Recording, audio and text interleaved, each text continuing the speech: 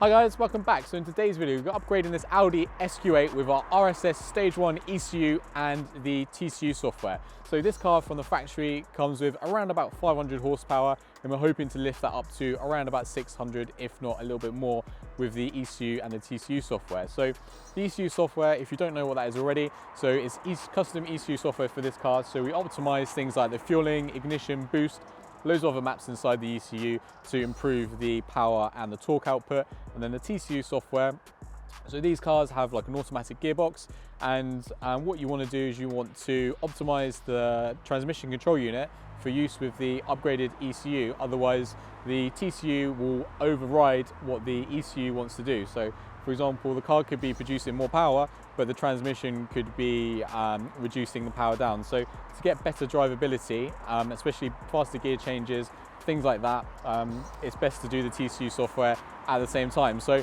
going to get the car on the dyno, we're going to see how much power it makes standard, and then install our ECU and TCU software, and then see how much power it makes at the end. So yeah, let us know what you think at the end of the video.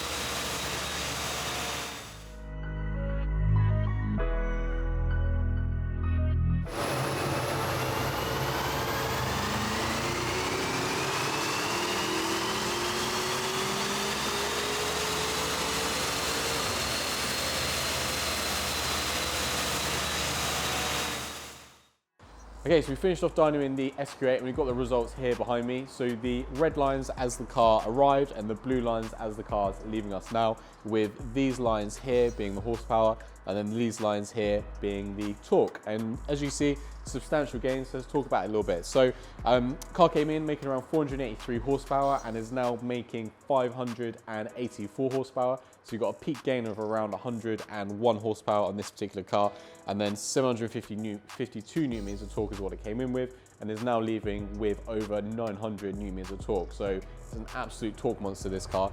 But the main things, other than just the peak gains, obviously you've got the maximum gains within the rev range. So this particular car is now making the previous peak horsepower all the way down at 4,000 RPM. So it's the peak power of 483 horsepower is happening much earlier on in the rev range, and everything after that is just pure gains. And obviously that's going to affect in-gear acceleration massively improve that. And then the peak torque comes in at a couple of hundred RPM sooner as well. So as well as getting substantial horsepower and torque gains in the medium and end of the rev range, the standard horsepower and standard torque is brought forward much earlier on the rev range. So it's going to be a completely night and day different car to drive. Let us know what you think in the comments. Thank you so much for watching this video. If you enjoyed it, then please give us a thumbs up. If you'd like to watch other videos of ours that YouTube thinks you'll like, then click up here. If you'd like to watch some other videos that we have in the same playlist, then click here. And obviously if you enjoyed the video, then we really appreciate if you gave us a subscription. And then obviously you'll be updated when other videos of ours go live, and you can do that quite easily by clicking here. Hope to see you soon.